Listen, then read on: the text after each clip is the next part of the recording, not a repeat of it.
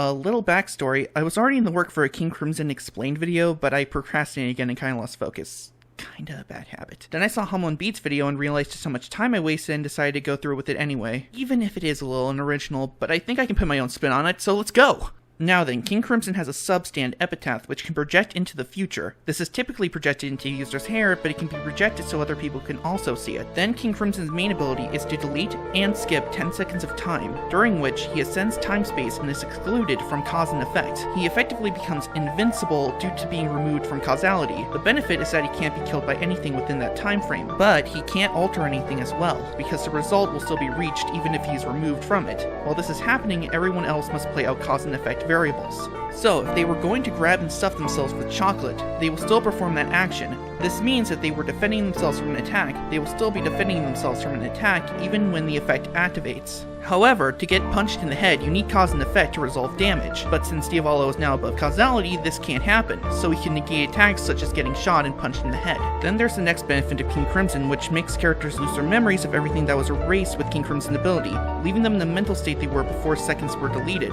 This is Divalio's most helpful benefit since it can negate any breach in his identity. Now, personally, before Hamon Beats' video, I assumed those 10 seconds were all-encompassing rather than limited to only the future, since it was more consistent with how his ability was used and how Araki himself seems to see the ability work. So for the elevator scene, I assumed he phased through, then cut off her hand and broke up to cut her out, then deleted the past to make Bruno forget the sound he likely would have heard to buy himself some extra time. The erasing the past explanation also explains a lot of uses of his ability. The fortune teller had his hand cut off, but since the past was erased, he forgot what happened and continued where he left off. The alternative that since it was already going to happen and those actions were still going to be performed, as such they still happened, also makes sense, but I don't think it's consistent with his use case or the mental reasons Divalio has his ability. By the way, this is a pseudo-character analysis. Divalio is someone ruled by paranoia. He acts under the idea of making sure everything is in his favor and goes perfectly. He called for Trish to be brought to him to make sure she dies with no chance of survival. He pulled the elevator stunt to test Bruno and his absolute loyalty to him, or if he was a traitor, and he avoids fighting in large groups to make sure his identity remains secret and avoids someone running out of his range after finding out. Everything is based on making sure his identity remains secret, so having the ability to delete the past alongside the future plays out with that nature. If he's exposed, he can just delete the time of his exposure, which let's say is 3 seconds, then the present, and 4 seconds at the future, to ditch all problems and escape. So to me anyway, the idea his ability extends to the past seems to have the most consistent logic.